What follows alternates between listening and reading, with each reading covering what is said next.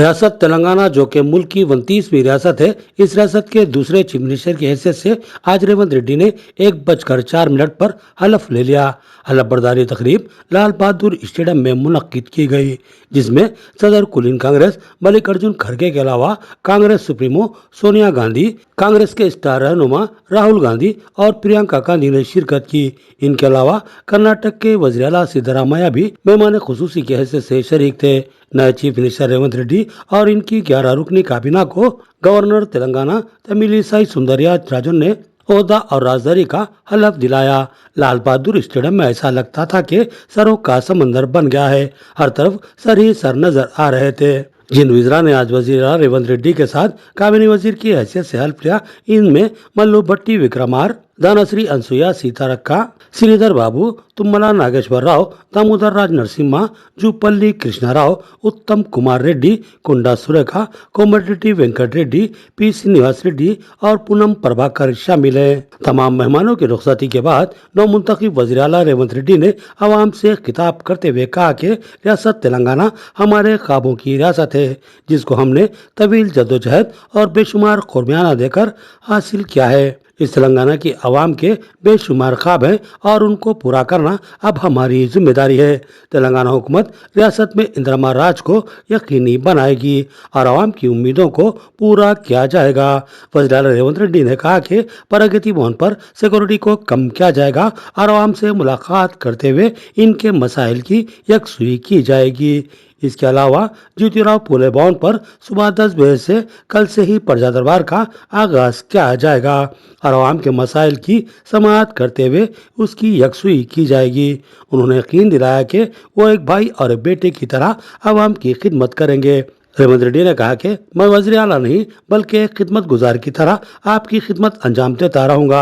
बादिजा वज़ीर आला रेवंत रेड्डी ने 2 फाइलों पर दस्तखत किए।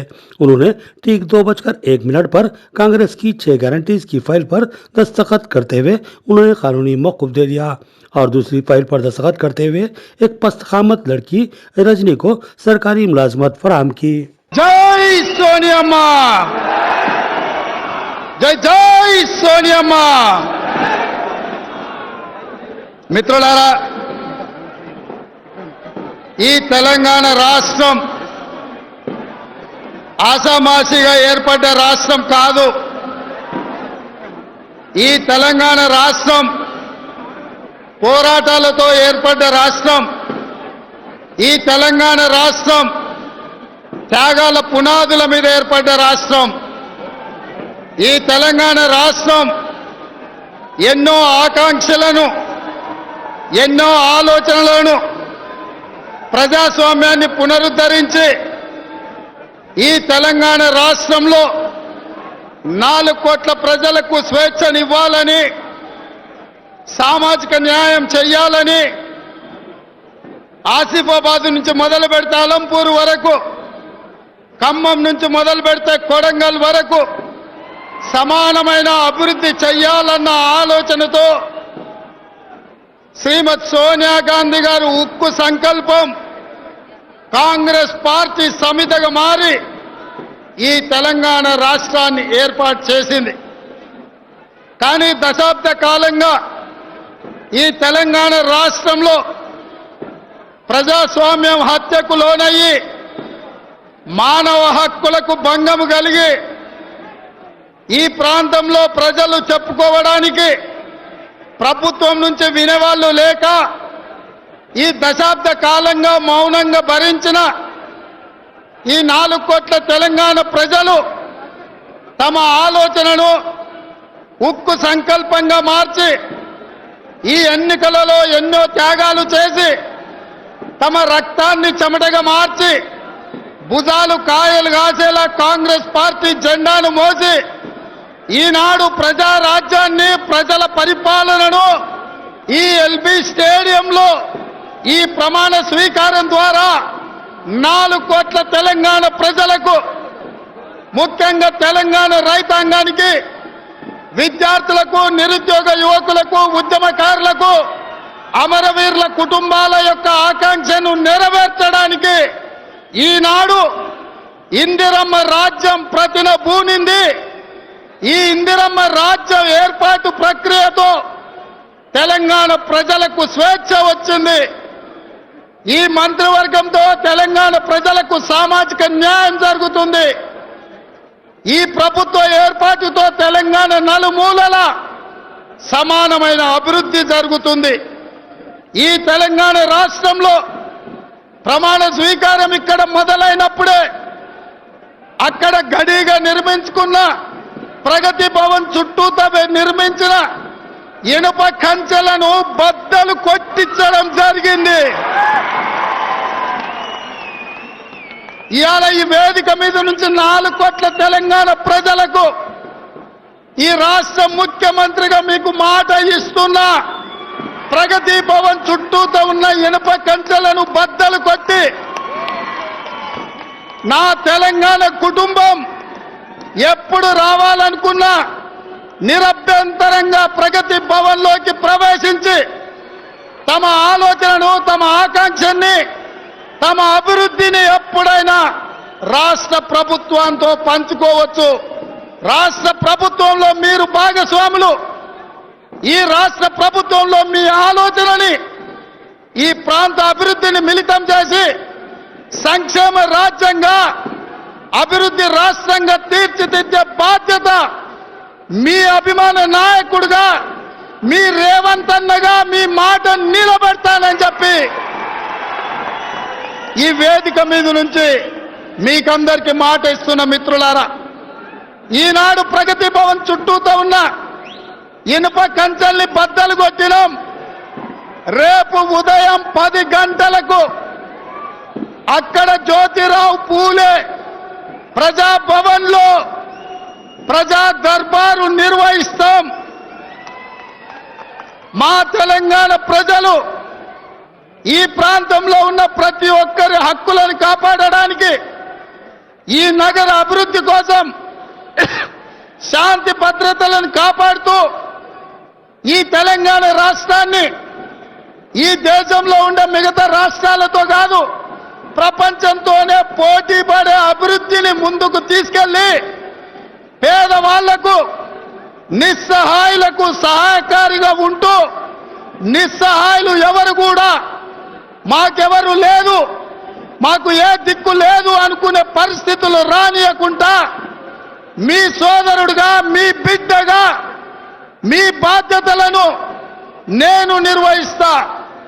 కాంగ్రెస్ ప్రభుత్వం, ఇందిరమ్మ రాజ్యం, సోనియమ్మ అండతో, మల్లికార్జున్ ఖర్గే గారి నేతృత్వంలో, రాహుల్ గాంధీ గారి యొక్క సూచనలతో ఈ రాష్ట్రాన్ని అభివృద్ధి పదం వైపు నడిపించి మేము పాలకులము కాదు, మేము సేవకులము.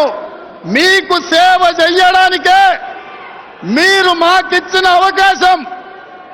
ఈ అవకాశాన్ని బాధ్యతగా, ఎంతో గౌరవంగా మీరిచ్చిన ఈ అవకాశాన్ని ఈ ప్రాంత అభివృద్ధి కోసం వినియోగిస్తానని తెలియజేస్తూ, ఈరోజు ఈ ప్రభుత్వం ఏర్పడడానికి లక్షలాది మంది కార్యకర్తలు తమ ప్రాణాలను సైతం త్యాగం చేయడానికి సిద్ధమైనరు తప్ప ఈ మువ్వన్నె జెండాను వదులుకోలేదు.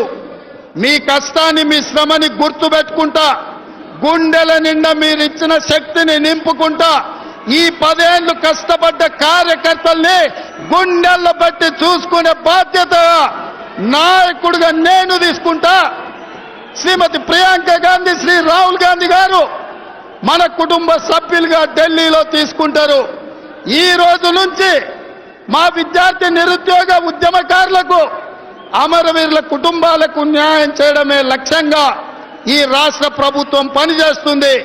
రేపు ఉదయం జ్యోతిరావు పూలే ప్రజాభవన్లో 10 గంటలకు ప్రజా దర్బారు నిర్వహించాలని,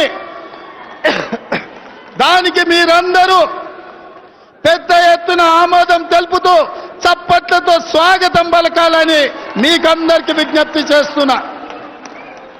జై కాంగ్రెస్, జై జై కాంగ్రెస్, జై సోనియమ్మ, జై జై సోనియమ్మ. ధన్యవాదాలు మిత్రులారా. వేలాదిగా ఈ శుభ కార్యక్రమంలో పాల్గొని తెలంగాణకు పట్టిన చీడ పీడ నుంచి విముక్తి కలిగించి ఈ ప్రమాణ స్వీకారంలో మీరందరు కుటుంబ సభ్యులుగా పాల్గొని మీతో పాటు జాతీయ స్థాయి కాంగ్రెస్ పార్టీ నాయకులు, వివిధ రాష్ట్రాల ముఖ్యమంత్రులు, వివిధ రాష్ట్రాల నుంచి మంత్రులు, సహచర రాజకీయ పార్టీలు, ఇండియా కూటమిలో అత్యంత కీలక పాత్ర పోషిస్తున్న చాలా రాజకీయ పార్టీలు, నా సహచర పార్లమెంట్ సభ్యులు చాలా మంది ఈ శుభకార్యంలో ఇందిరమ్మ రాజ్య ఏర్పాటు ప్రక్రియలో పాల్గొన్నారు. వాళ్ళందరికీ తెలంగాణ ప్రజల తరఫున మీరందరూ చప్పట్లతో ధన్యవాదాలు తెలపాల్సిందిగా కోరుకుంటున్న మిత్రులారా.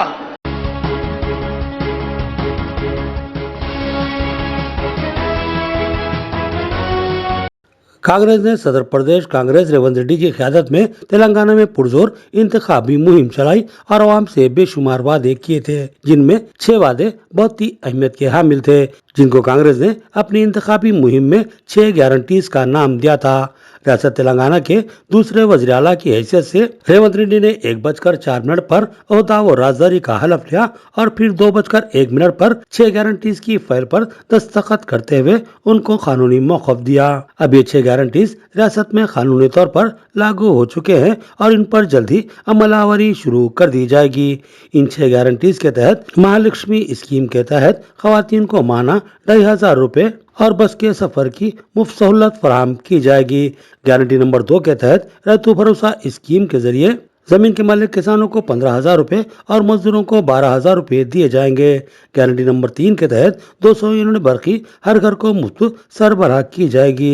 गारंटी नंबर 4 के तहत इंदिरा हाउसिंग स्कीम के जरिए मकान की तामीर के लिए 5 लाख रुपए फराहम किए जाएंगे। गारंटी नंबर 5 के जरिए विद्या भरोसा स्कीम के जरिए तलबा को 5 लाख रुपए की तामीरी इमदाद फराहम की जाएगी। गारंटी नंबर 6 के तहत इलाज के लिए 10 लाख रुपए फराहम किए जाएंगे और ज़ईफ़ों, बेवाओं और माजरीन को 4,000 तक का वजीफा फराहम किया जाएगा।